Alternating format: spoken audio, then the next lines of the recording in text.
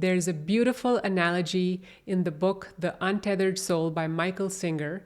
This analogy is of a dog that is in a yard that has an electrical fence. So each time the dog approaches the border, approaches the electrical fence, it gets a shock. The shock is harmless, but it is enough to make the dog remember this shock and try its best to avoid it in the future. So the dog will remember this shock because it did not feel good. It felt very uncomfortable.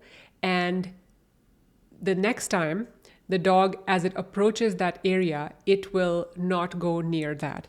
So in this way, the dog creates an invisible boundary for itself. It limits the amount of yard it can play in because it does not want to feel that shock again.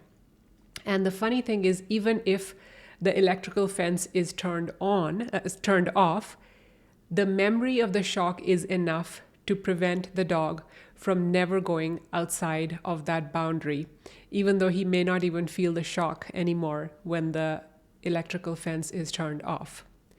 We tend to do the same thing. We create an invisible boundary in our life, and this boundary is made up of our triggers, our fears. So whatever we have learned from our past experiences, we create a boundary based on those. So for example, if I spoke up as a child and I was shut down, I was yelled at by a parent or a teacher, I am going to make a mental note, or rather a subconscious note, of that feeling. I do not want to feel that fear or embarrassment that I felt when I was yelled at. And I will do everything in my control to prevent that from happening in the future, because I do not want to feel that pain, that discomfort, that electrical shock again. And so I will limit my life in such a way that I will never speak up again. To give you another example, if let's say I took a risk and it turned out to be an embarrassment or a failure, I will program that into my subconscious mind because I do not want to feel that embarrassment, that rejection, that failure again. So I will limit myself to not taking new risks in life. And similar to the electrical fence story, that electrical fence may not even be there today, right? Today, my situation could be different. The people around me could be different, but I am still running on those old programs that I learned.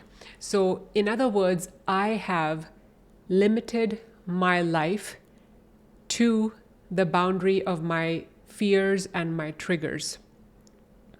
Now, if only the dog learned to handle the discomfort of the shock, it would go past it, and there is actually nothing stopping it. It can play in a much larger area than the limited yard that was boundaried off with that electrical fence.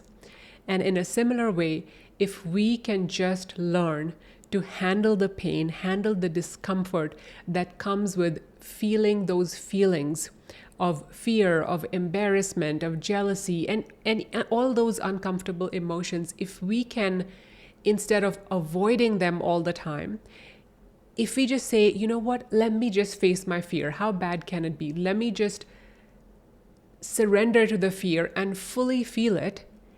Then what happens is we realize that we have crossed that invisible boundary.